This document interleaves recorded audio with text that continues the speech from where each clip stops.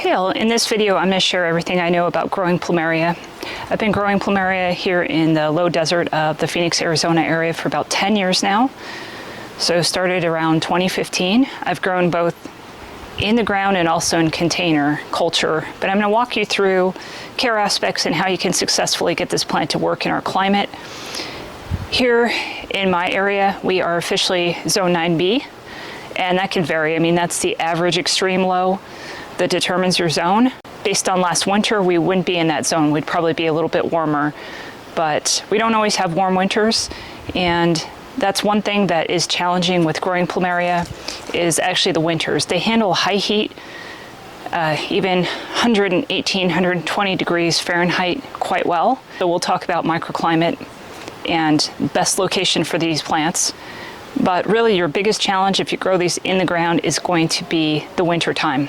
So we'll be going through a few things: varieties, location, like I mentioned, container culture versus in-ground plantings, and considerations for both. I will also cover soil amendments, whether you're growing in container culture or in the ground, as well as watering and fertilization, and finally a little bit on pruning. Varieties, one of the first things is the sizing: shorter, medium height, and tall height Plumeria.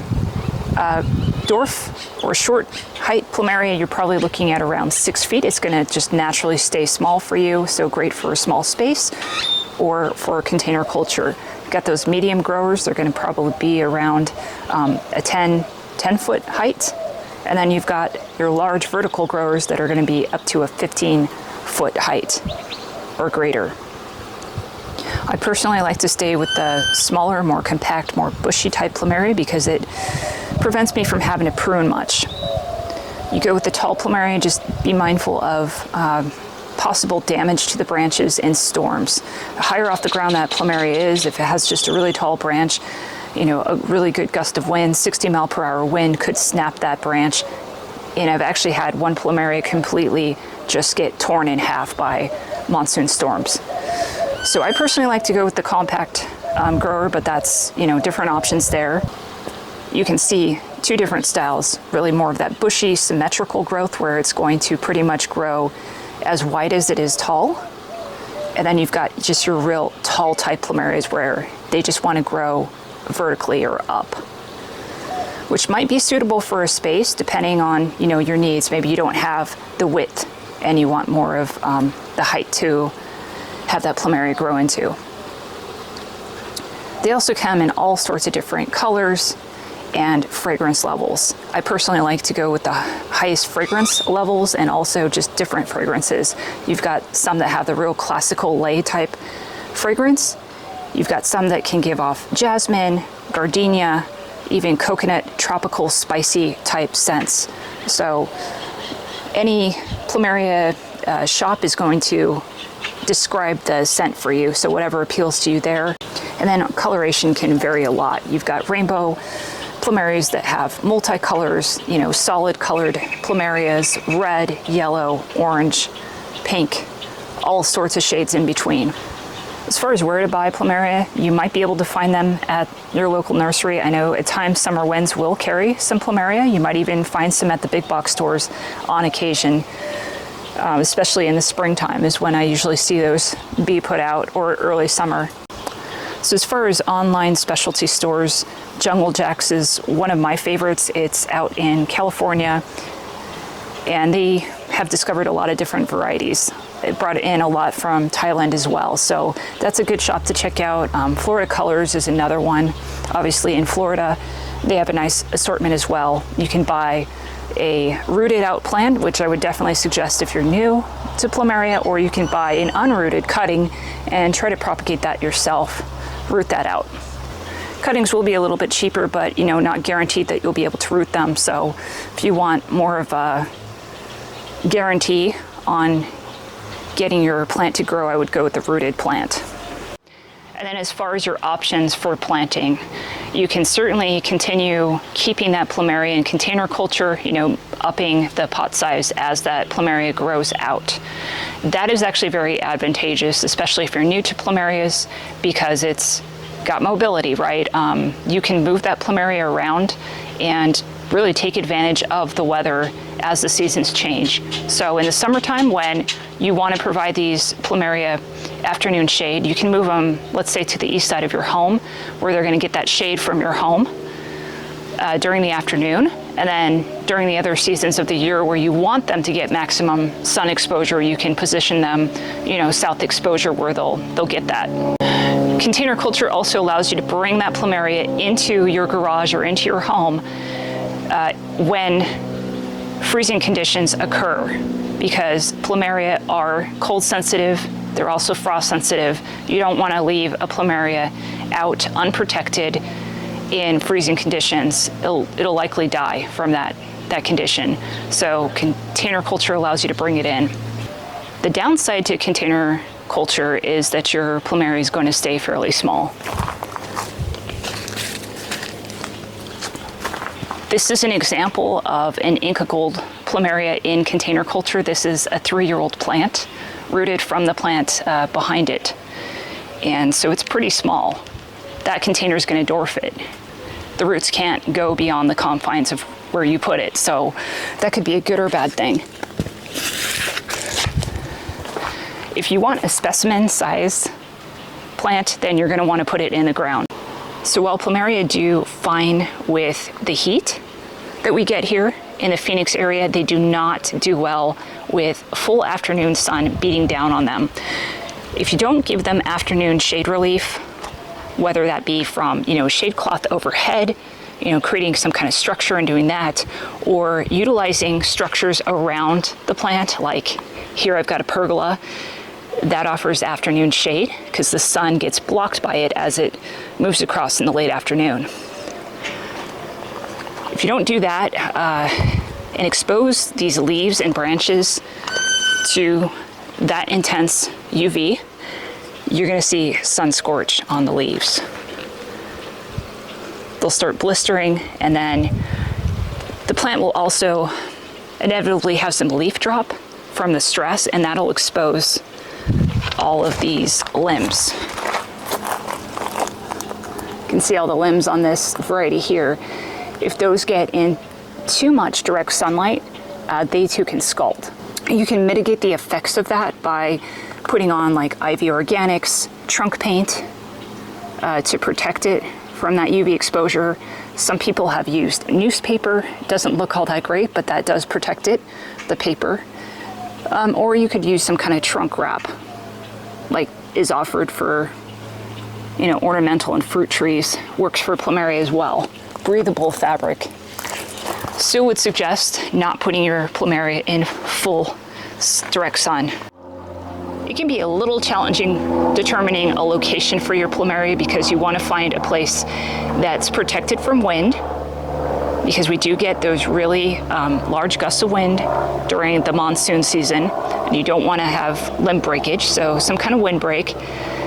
You also want to maximize the sun exposure for most of the year, but still provide afternoon shade in the summertime. So, it's possible you have a courtyard maybe. That could be a good location depending on where the sun is hitting that area during the afternoon. Certainly that would give the radiant heat you would want in the wintertime, and it would also provide windbreak. So just by observing the way the sun moves in your backyard and what is shaded in the afternoon, that might be a good spot. Well, last winter was not all that cold, and I did not have to protect it. Every other year I have erected a frost structure or cold frame over the Plumeria with EMT conduit, and then wrap that in 2.5 ounce frost cloth. That keeps the wind and the frost off of it, but it doesn't necessarily raise the ambient temperature. So in addition, if you get mid-20s, or you go below 30, we'll say, you'll have to also supplement with a heat source. So using like a shop light or some kind of greenhouse heater might be necessary when you have those really cold winters, which we do occasionally get in 9B. So just some considerations if you're going to put this in the ground. So with this planting in particular, I used to always take 50% of the native clay soil out and replace that with an equal proportion of cactus soil. Cactus soil is pretty good amendment for Plumeria because it allows for good drainage of the soil, which Plumeria need. They hate wet feet, and obviously clay is like the worst circumstance for a Plumeria because it holds water. It doesn't allow it to drain through. It kind of sits like a bowl if it gets wet. So you definitely want to amend your soil at planting. Anything that's going to allow drainage and aeration. So pumice is a good one to add, lava rock, and sand. All those components would help. And that's honestly what I'm doing now is really just using 50% decomposed granite that allows for both aeration and drainage. Once the plant grows in, it will get used to the clay soil and grow out.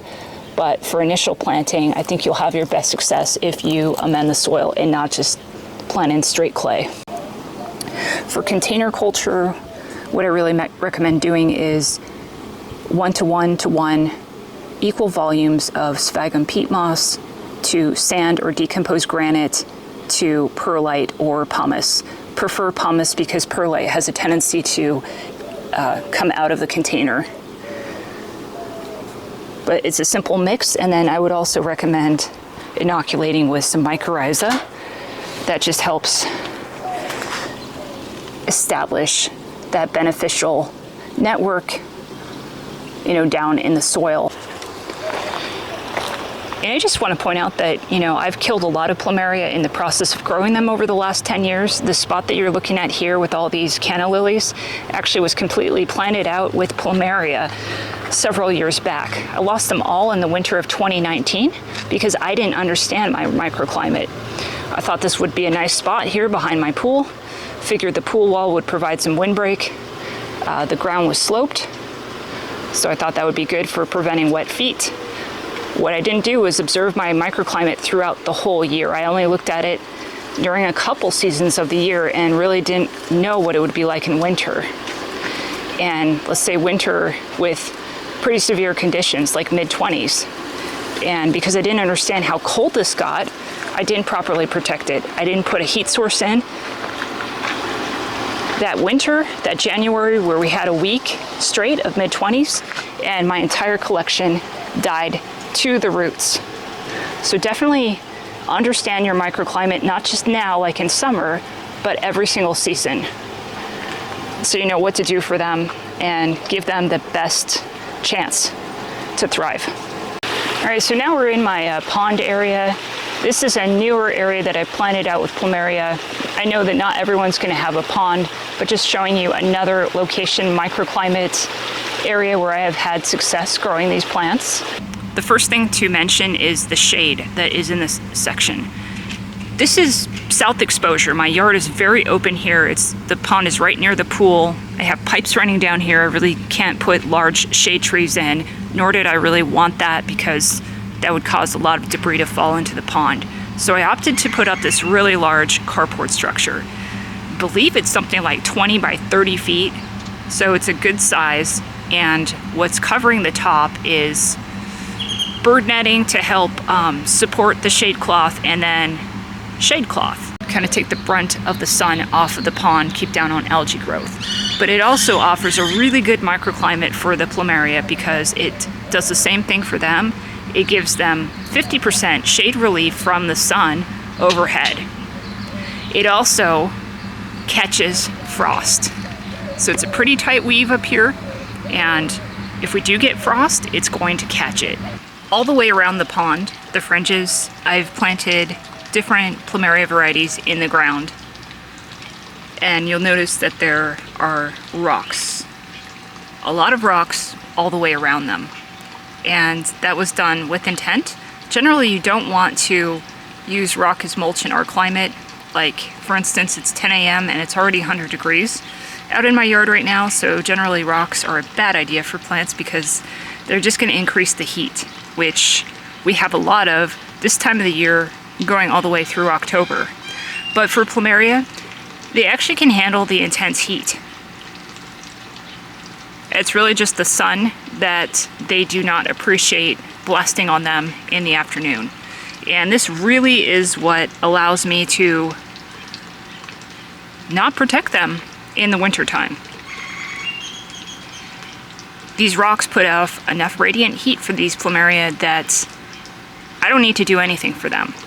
Now these Plumeria vary on how old they are, but they've all been in the ground just between less than a year to 2 years in this spot.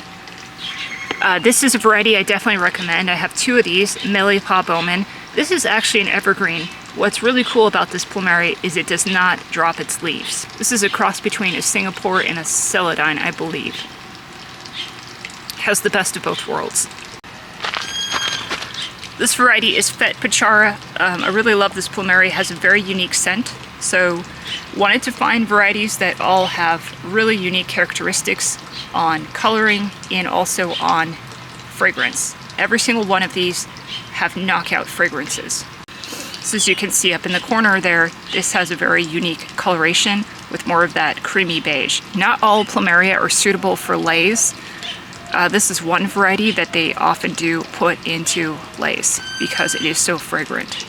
Okay, Firestorm is one of those growth habits that really is not suitable for this really dense planting here because it is a very tall, large Plumeria. So what I'm gonna have to do with this one is keep it compact.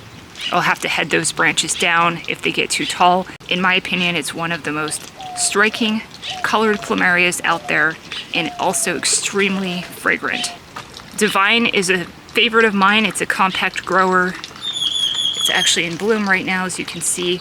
This is very productive with blooms. It'll bloom on and off all throughout the growing season. Incredible scented Plumeria. To me, smells like that Hawaiian tropic suntan oil. Just very coconut-like, tropical, fruity fragrance to it. This is another Mele Pa Bowman. I really like this because this particular variety blooms late in summer, and so when my other Plumerias are kind of done blooming, this one's going to be out and providing the flowers. And it is a really incredible fragrance as well. This one also is often used in Hawaii to make leis. This is another Inca Gold Plumeria. This was from a cutting that I took from the mother plant we first looked at the beginning of the video, just to show that it's easy to make copies, backups of the plant. They're pretty easy to root. You just want to do it at the right time of the year. Take those cuttings, in springtime, once your temperatures are warm and you see the Plumeria pushing growth, then you can just store those in your garage for a week to callus over. And then you can use rooting media like 1-to-1 perlite to peat moss is one that works pretty well.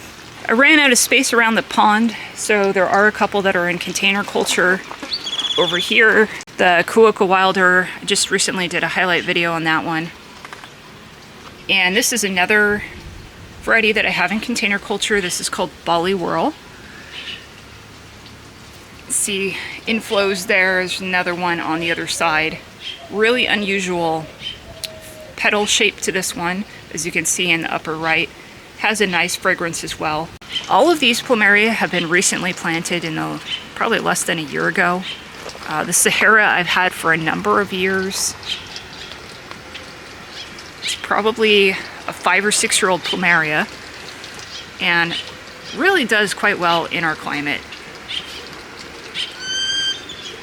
Pretty reliable bloomer, has a nice shape to the petal, very fragrant, different coloration than the other varieties I'm growing, but really nice one. As you can tell, it does favor more of that tall structure, which is okay in this location. I'll just have to keep it headed back so it doesn't hit the roof here. Exquisite is another one that's done well for me. It's a rainbow Plumeria that people really like. It has that striking color.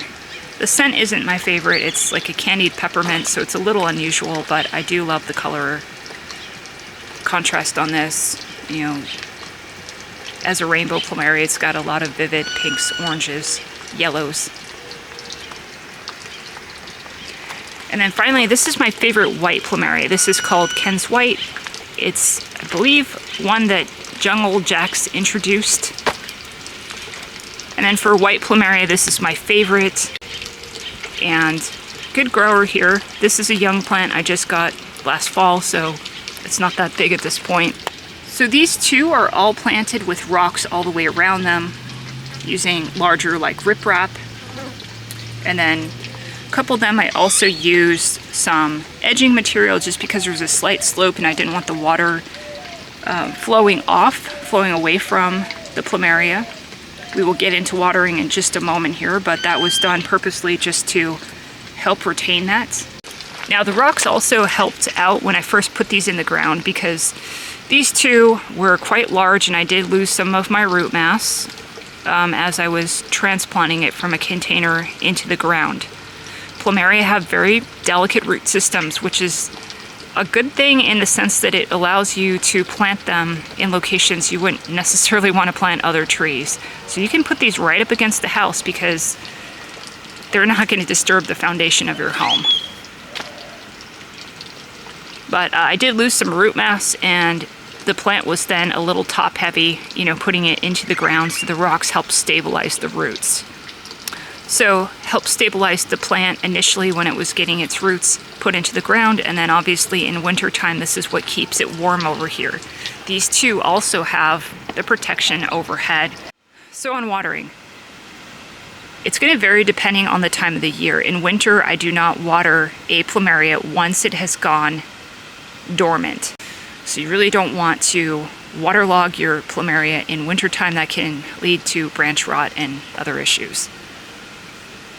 In spring and fall time, my watering routine is just to keep, again, the soil moist, so it might be every 2 to 3 days. Now that we are in triple digits, I'm watering these guys every single day, but just once a day. These are the few plants in my yard where I do not have automated irrigation. I just feel more comfortable hand watering them. I take the hose out and just sprinkle them lightly, just for a minute or two each plant in the basin. And that just is enough to give them some hydration during the day. That's all they need. You don't want to deep soak a Plumeria. They have a really light fibrous root system, so there's no need to deep water, and that can actually cause rot issues again. So just a light irrigation is all they need. And it's going to vary. Again, these are in pretty warm temperatures. Even though they have the 50% shade cloth overhead, they do have that sunlight through the whole day. So they're not in, you know, actual natural shade. So they do transpire a bit more and use up more water. So rule of thumb, just try to keep them moist, whatever that means in your yard. So fertilization, I definitely fertilize these Plumeria. If I did not, I would not likely get the blooms. They would still vegetatively grow, but they're not going to put on the bloom show for you unless you adequately give them the nutrients that they need.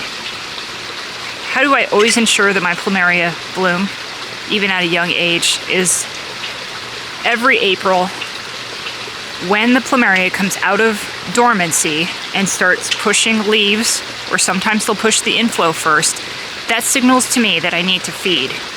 And every single Plumeria, no matter what the age is, I will give an application of a product called BR61-2. There are different bloom booster formulas, but that's just the brand I use.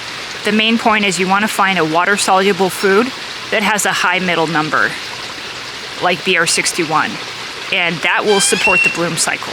I will go ahead and follow that up with another application in May, so about a month later. Phosphorus is really essential to get a young Plumeria started. So when I put this Ken's White in the ground in late summer last year or early fall, I gave it BR61 a couple weeks after planting, and that helped establish the roots.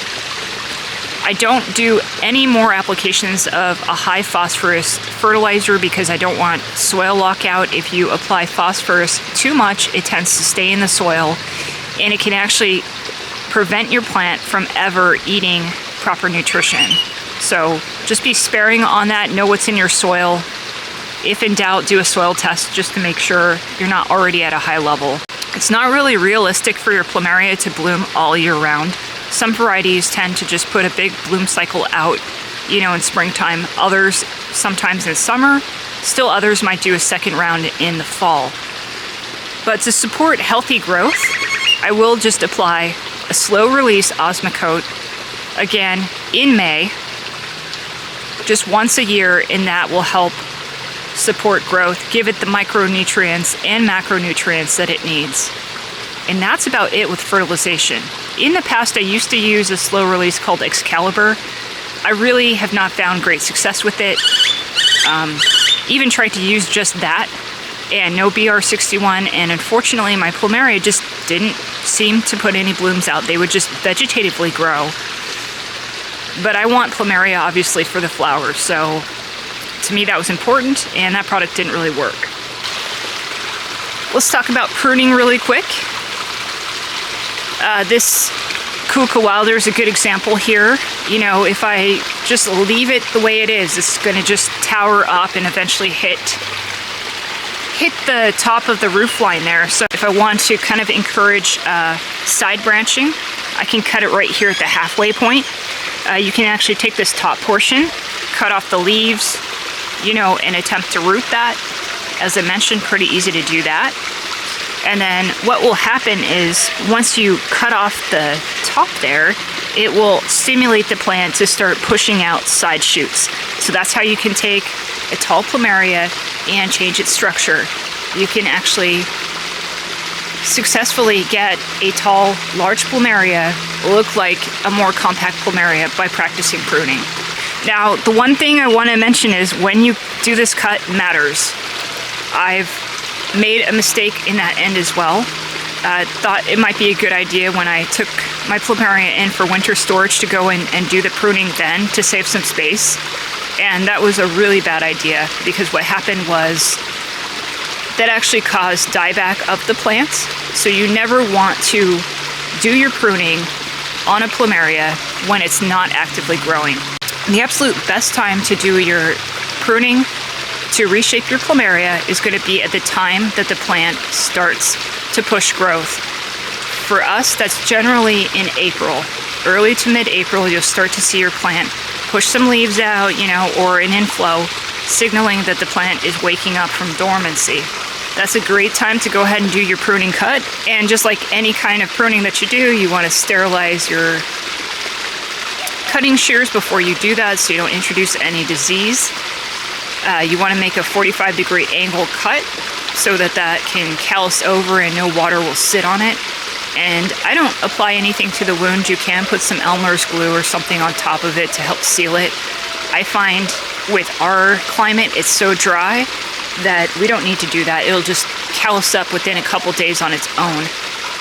And then you should see side branching start emerging within a month or so. Every Plumeria is different, so the timing might vary depending on variety. Pruning is something you might also have to do, not just for reshaping the plant, but let's say that your plant got some cold damage and it's all mushy up at the top here and starting to descend down lower. You definitely want to clean that up. So if you have damage, always cut below the point of the damage and remove that and just toss that piece. That's not going to get any better with time. Once you have rot, you need to address it because it's only going to get worse and descend lower into the plant. So let's say you're in northern Arizona where it's a lot colder, you know, maybe zone 8, zone 7.